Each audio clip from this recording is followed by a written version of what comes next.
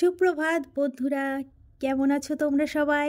আশা করছি সবাই সুস্থ আছো, ভালো আছো। আমার চ্যানেল আইশালো ব্লগসের আরও একটি নতুন ব্লগে তোমাদের অনেক অনেক স্বাগত জানাই। তো বন্ধুরা, এখন বেজে গেছে সকাল 7টা, আর আজকে এখান থেকে আমি আমার ব্লগটা শুরু করছি। তো বন্ধুরা, শেষ পর্যন্ত দেখতে থাকো, আশা করছি তোমাদের অনেক ভালো লাগবে। আজ সকালবেলায় অনেক জামা কাপড় ভিজিয়েছিলাম, তো সেইগুলোই সকালবেলায় কেচে নিয়ে তারপর এই যে মেলতে এসেছি। আর আজকে ভাবছি ঘরটাকে ডিপ ক্লিন করব।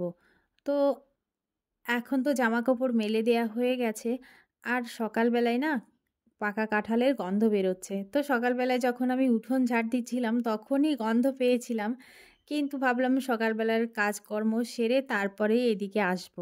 তো এসে আগে দেখে নিলাম কোন কাঁঠালটা পেকেছে। তো নিজেই কাঁঠাল পেকেছিল, তো কাঁঠালটা আমি পেড়ে নিয়েছি। আর এই দেখো, এই গাছে কিন্তু প্রচুর কাঁঠাল ধরেছে, প্রায় 30 পিসের ওপরে কাঁঠাল আছে, কিন্তু একটু ছোট ছোট সাইজের, এই আর কি।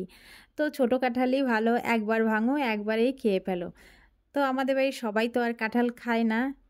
আমি, আমার শাশুড়ি মা, শ্বশুরমশাই আর আমার ছেলে যদি ভালো লাগে তো একটা দুটো খায়। আর ওর বাবা খুব একটা কাঁঠাল পছন্দও করে না। তো কাঁঠাল পেড়ে রেখে দেখো ভাত বসিয়েছি। আর আজকে কাঠের জ্বালানিতে রান্না করতে গেলাম না।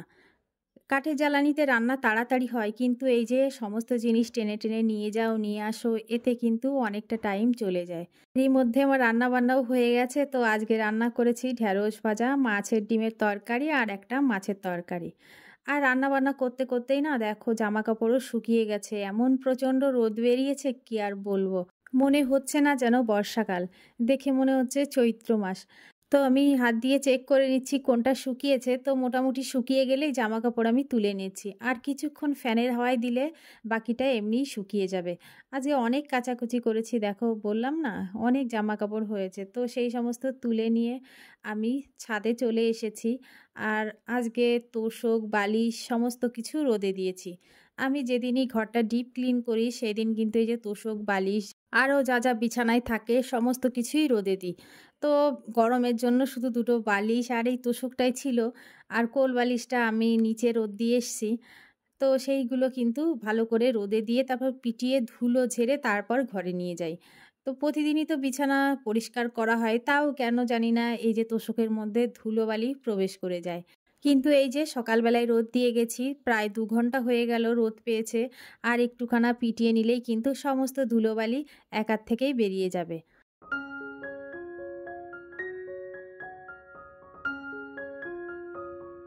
আর একটু আগে তোমাদেরকে তো আমি বললাম আজকে আমি ঘরটাকে ডিপ ক্লিন করব। তো তার জন্য প্রথমেই ছাদ থেকে শুরু করেছি। আর এই যে কোনাগুলোই অনেক মাকড়সা বাসা করে, তো আমার ঘরে এখনও তেমনভাবে মাকড়সা বাসা করেনি, তবে না ধুলো পড়েছে। তো তাই জন্য আমি এই যে একটা ঝুল ঝাড়ু, তার মাথাটা খুলে নিয়েছি। আর এই যে একটা কাপড় জাতীয় জিনিস, এটা কিন্তু আমি ঝুল ঝাড়ুর মাথায় বেঁধে একবারে দেয়ালের কোণা আবার দেয়ালগুলো ভালো করে মুছে নিলাম। আর আজকে আমি একটা ঘরই ডিপ ক্লিন করব, কারণ সব ঘর একদিনে করতে গেলে কিন্তু সারাদিন লেগে যাবে। আর সারাদিন কাজ করলে একটা মানুষের মেজাজ কিন্তু একার থেকেই খিটখিটে হয়ে যায়, ভালো কথা শুনলেও কিন্তু রাগ হয়ে যায়। আর তাই জন্যই আমি সব সময় কাজগুলোকে ভাগ ভাগ করে করার চেষ্টা করি, আর প্রতিদিন একটা টাইমের মধ্যে কাজগুলো শেষ করার চেষ্টা করি। দেখো সংসারের কাজ তো সারাদিন করলেও শেষ হবে না, আর সারাদিন কাজ করা তো একটা মানুষের পক্ষে সম্ভব না। তাই জন্য সব সময় চেষ্টা করি কাজগুলোকে ভাগ করে নিতে, আর একটা টাইমও কিন্তু মেনটেন করতে।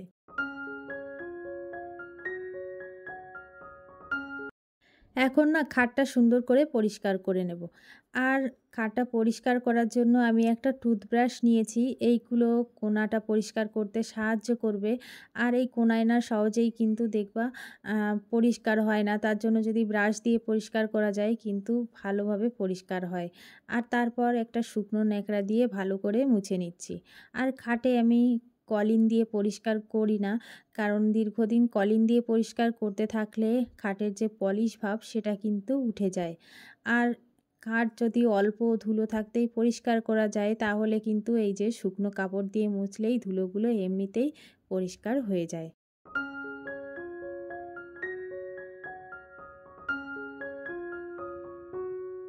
আর আর এখন ফ্যানটা পরিষ্কার করে নেব। তো ফ্যানে বেশি ধুলো পড়েনি, অল্পই ধুলো পড়েছে। তো ভাবলাম যে অল্প থাকতেই পরিষ্কার করে নিই, না হলে কিন্তু পরে গিয়ে অনেক টাইম লাগবে পরিষ্কার করতে। আর ফ্যানে আমি বেশি ধুলো পড়তে দিই না, কারণ ঘরে ঢুকে প্রথমেই আগে বিছানার চাদর, তারপরে এই ফ্যানের দিকে কিন্তু আমার নজরটা যায়। তো যদি দেখি ধুলো তাহলে আর ভালো লাগে না। তাই সব সময় অল্প পরিমাণে ধুলো জমলেই কিন্তু ফ্যানটা আমি পরিষ্কার করে নিই। আর এখন আমি খাটের তলাটা সুন্দর করে পরিষ্কার করছি। তার জন্য আমি এই যে একটা খেজুরের পাতাকে সুন্দরভাবে ঝাড়ুর মতো করে নিয়েছি, তাই দিয়ে আমি খাটের তলাটা পরিষ্কার করে নিচ্ছি। আর এই খেজুরের পাতার ঝাড়ুটা না আমার কাছে বহুদিন থেকেই রয়েছে। তো যবে থেকে খাট এসেছে ঘরে তবে থেকেই এই যে এই ঝাড়ুটা রয়েছে। এটা কিন্তু খুবই একটা কাজের জিনিস। একদম খাটের শেষ প্রান্ত পর্যন্ত এইটা পৌঁছে যায়, আর ধুলোবালিও কিন্তু সহজেই পরিষ্কার করা যায়। আর এখন সাইড টেবিলটা সরিয়ে ওখান দিয়েও ধুলোবালিটা পরিষ্কার করে নিলাম।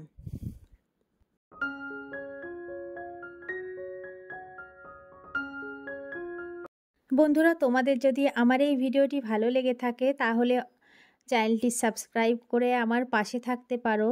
আর নতুন বন্ধুদেরকে বলছি, বন্ধুরা আমি একদিন অন্তর অন্তর ভিডিও আপলোড করি। যদি তোমাদের আমার এই ভিডিওটি ভালো লাগে আর যদি মনে হয় আমার ভিডিওগুলো পরবর্তীতেও দেখবে, তাহলে অবশ্যই আমার চ্যানেলটি সাবস্ক্রাইব করে আমার পাশে থাকতে পারো। আর কমেন্ট করে দিও, সাথে একটা লাইক করতেও যেন ভুলো না। তো ঘরটা তো ঝাড় দেওয়া হয়ে গেল, এখন আলমারিটা পরিষ্কার করব। আর আজকে তো ডিপ ক্লিন করছি, তো আলমারি তো এমনিই পরিষ্কার করতেই হবে। তো কলিন দিয়েই আমি আলমারিটা পরিষ্কার করছি। স্টিলের জিনিসে কলিন দিলে তেমন কোনো ক্ষতি হয় বলে আমার মনে হয় না। তো আমি আগাগোড়াই এই কলিন দিয়েই আলমারিটা কিন্তু পরিষ্কার করে আসছি। এখনও কিন্তু চকচকে ভাবটা একই রকম রয়েছে। তো আমার তোশকটা ভালো করে রোদ দিয়ে নিয়ে এসেছি, আর এখন ফ্যান চালিয়ে তোশকটা ঠান্ডা হতে দিয়েছি। আর এখনই আমি বিছানার চাদর পারবো না, কারণ তোশকটা ঠান্ডা না করে বিছানার চাদর পারলে তোশক থেকে গরম ভাবটা বেরোতে পারবে না। আর এখন এমনিতে যা গরম, তার উপর আবার যদি তোশকটা ওইভাবে গরম থেকে যায়, তাহলে আর রাতে বিছানায় ঘুমোনো যাবে না। আর আমি না সবসময় চেষ্টা করি বৃষ্টির পরের দিনই তোশক রোদে দিতে। আর কারণ বৃষ্টির পরের দিন কিন্তু ওয়েদারটা অনেকটাই ঠান্ডা থাকে, তো ঘরটাও তেমনভাবে গরম থাকে না। আর তোশক রোদের থেকে নিয়ে আসলে একেতে ঘরের গরম, তারপর আবার তোশকের গরম, তো রাতে ঘুমানো খুবই কষ্টের ব্যাপার হয়ে যায়।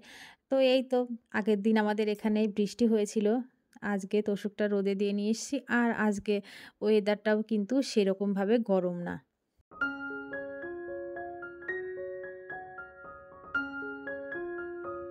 এখন আমার ঘরটা কিন্তু একদম পুরোপুরিভাবে ডিপ ক্লিন হয়ে গেছে। আর সব সময় কিন্তু সব জিনিস হাতের মাথায় থাকে না বন্ধুরা, কিছুটা বুদ্ধি করে কিন্তু সংসারের কাজকর্ম করতে হয়। তো এই যে ঝুলঝাড়ুর লাঠির আগায় আমি এই যে একটা প্যান্ট বেঁধে নিয়েছিলাম, তাই দিয়ে কিন্তু দেয়াল আবার উপরের ছাদটাও আমি সুন্দর করে পরিষ্কার করে নিয়েছিলাম। তো এখন স্নান ধান সেরে চলে এসেছি। এখন আমার তোশকটাও কিন্তু সুন্দরভাবে ঠান্ডা হয়ে গেছে। আর তারপরে দেখো বিছানার চাদরটাও পেরে নিয়েছিলাম। আর ঘরটা কিন্তু আজকে সত্যিই খুব সুন্দর লাগছে। আর নিজের কাছেও ভালো লাগছে যে ঘরে আর কোনো ধুলোবালি নেই। আর নিচের থেকে যে সমস্ত জামাকাপড় তুলে নিয়ে এসেছিলাম, এখন সেইগুলো ভাঁজ করে নেব। তো এখানে ছেলের জামাকাপড় আছে, ওর বাবার জামাকাপড়ও আছে কিছু কিছু। তো সেইগুলো আমি ভাঁজ করে আলনায় রেখে দিয়ে এসেছি। আর এখন যে কয়েকটা বিছানার চাদর ছিল আর বালিশের কভার ছিল, সেইগুলো সুন্দর করে ভাঁজ করে নিচ্ছি।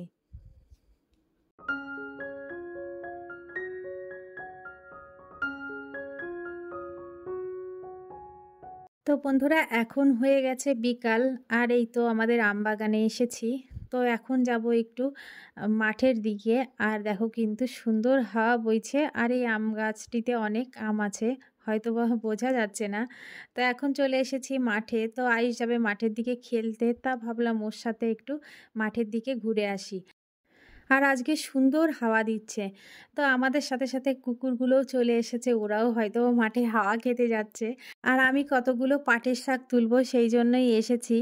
আর মাঝে মাঝে আমার একটু মাঠে আসলে ভালোই লাগে মনটা। সেই জন্য আসা আরকি। তো ওরা তো চলে গেল ওইদিকে। চলো তোমাদের এখন একটু চারপাশটা ঘুরে দেখাই। এই তো এইদিকে ধানের জমি সব। আর আইস যাচ্ছে একদম ধানের জমির ওইদিকে। আর দূরে দেখো ওর বন্ধুরা খেলা করছে। তো ওইখানে এখন যাচ্ছে।